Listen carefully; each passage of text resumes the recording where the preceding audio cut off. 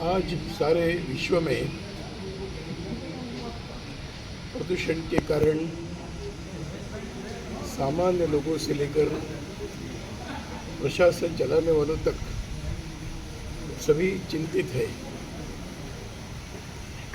भारत में इन सब बातों का प्राचीन काल से चिंतन होता आया है।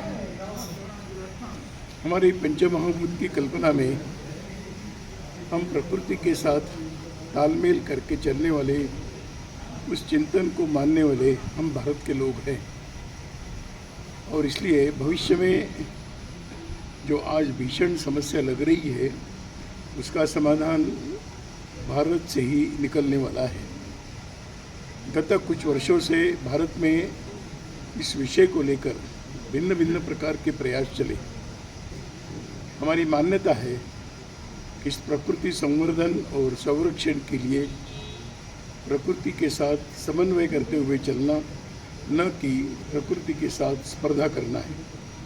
और इन सब विषयों में गौ माता हमारी एक बहुत बड़ी शक्ति है।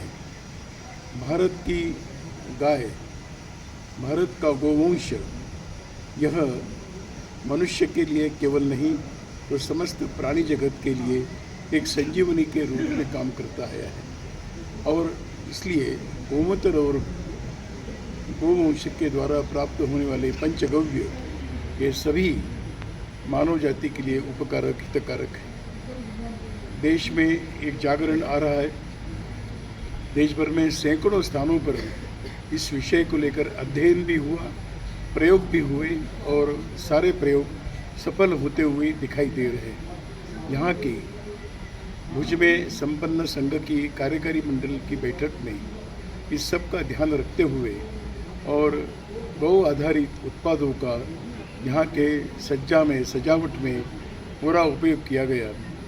मैं समझता हूँ कि यह यहाँ पर किया हुआ इस प्रकार का एक प्रयास देश भर से आए हुए सभी कार्यकर्ताओं के लिए एक संदेश देने वाला ऐसा सिद्ध होगा और भविष्य में भी गौ माता के द्वारा प्राप्त होने वाले पंचगव्य के आधार पर भूमि का पोषण भी होगा, पर्यावरण की रक्षा भी होगी और भूमि और प्रदूषण मुक्त होती जाएगी। परिणामतः जीव जगत स्वस्थ, संपन्न, सुखी जीवन जी सकेगा और इसलिए सारा विश्व भी इस मार्ग पर चले।